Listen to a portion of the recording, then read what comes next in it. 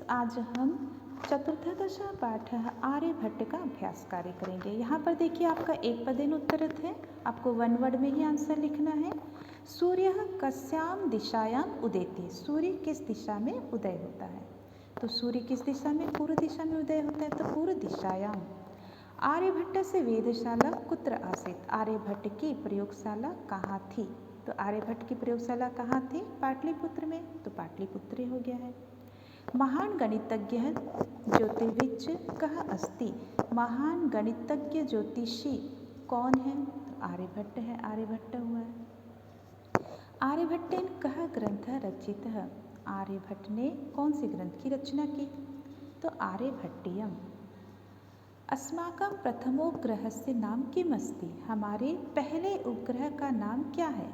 तो हमारे पहले उपग्रह का नाम आर्यभट्ट है। अगला क्वेश्चन देखिए, पूर्ण वाक्य में कः सुस्थापितः सिद्धांत, कौन सा सिद्धांत सुस्थापित, पूरी तरह से स्थापित हो चुका है? तो यहाँ पर देखिए आपके आंसर्स दिए हैं। सूर्यो अचलः पृथ्वी च चला, या स्वकीये अक्षे घृणति इति सांप्रतम सुस्थापिता सिद्धांत। सूर्य अचल है और पृथ्वी चलती है, जो अपने अक्ष पर घूमती है। अब यह पूरी तरह से, यह सिद्धांत पूरी तरह से स्थापित हो चुका है। अगला क्वेश्चन आपका देखिए, चंद्र ग्रहणम कथम भवति, चंद्र ग्रहण कैसे होता है?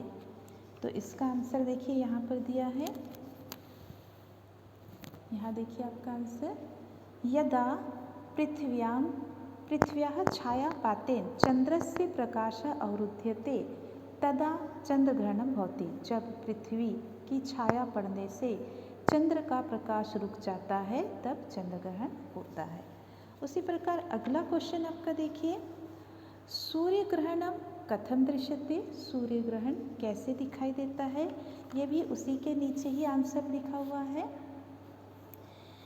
पृथ्वी सूर्योः मध्ये समागतस्य चंद्रस्य छायापातेन सूर्यग्रहणं दृश्यते, पृथ्वी सूर्य के बीच में आए हुए चंद्र के छाया पड़ने से सूर्य ग्रहण दिखाई देता है। अगला क्वेश्चन देखिए आपका घ वाले क्वेश्चन से, यहाँ पे देखिए, आर्यभट्टस्य विरोधः किमर्थम अभवत्, आर्यभट्ट का विरोध किस प्रकार हुआ? तो आर्यभट्ट का विरोध कैसे हुआ था, ये भी यहाँ पर है। यहाँ देखिए, समाजे नूतनानां विचाराणां स्वीकारणे प्रायः सामान्य जनः काठिन्यम अनुभवन्ति, समाज में नवीन विचारों को स्वीकार करने में प्रायः सामान्य लोगों को कठिनाई का अनुभव होता है।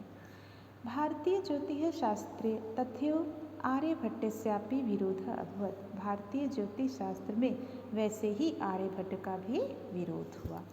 अगला क्वेश्चन आपका है, प्रथमोपग्रहस्य नाम आर्यभट्ट इति कथम कृतम, पहले उपग्रह का नाम आर्यभट्ट कैसे किया गया?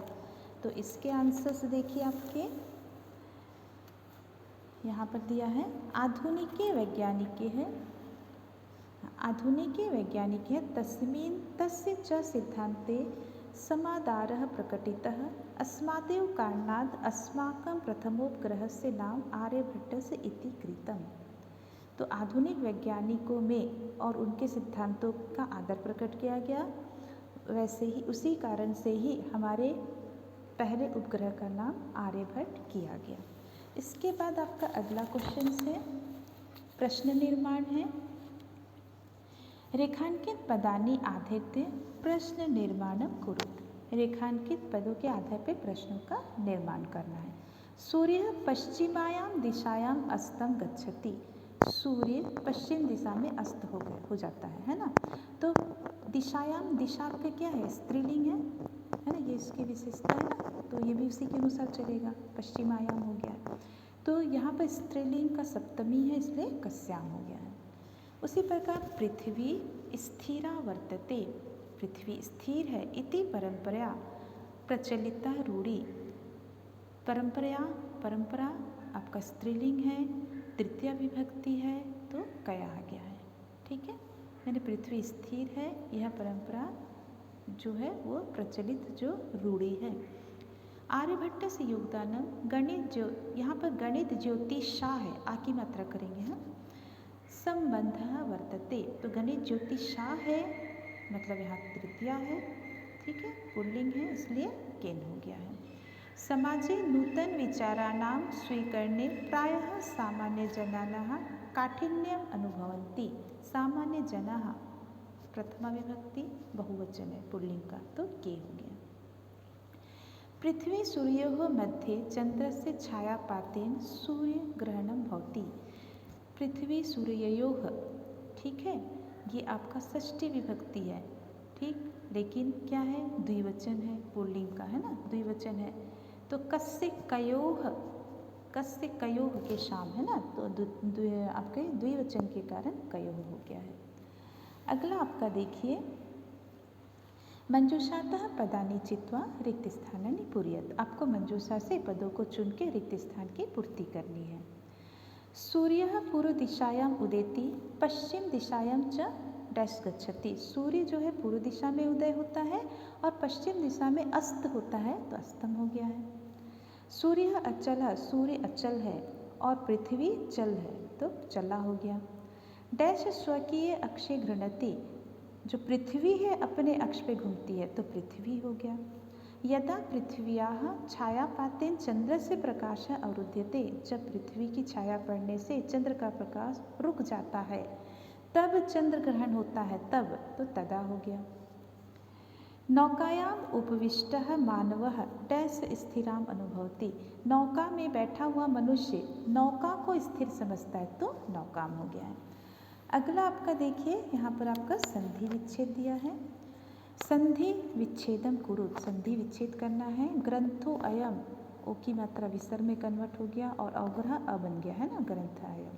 सूर्याचल है, तो सूर्य अलग हो गया, यहाँ से अ निकल गया और अचल हो गया। तथेव, तथा प्लस एव, ए की मात्रा ए में कन्वर्ट हो गया है ना, गुण आपका वृद्धि संधि है। काल अतिगामिनी, तो काल अलग हो गया, यहाँ से अ निकल गया है, अतिगामिनी हो गया है। उसी प्रकार प्रथमोपग्रह से ओ उ में कन्वर्ट हो गया है, ठीक है, प्रथम प्लस उपग्रह से, प्रथमोपग्रह से। उसी प्रकार अगला आपका देखिए, अधोलिखित पदानाम विपरीतार्थक पदानी लिखत। आपको विपरीत पद लिखने हैं। उदय माने उदय होना, तो अस्त हो गया। अचल माने जो नहीं चलता, तो चलह हो गया।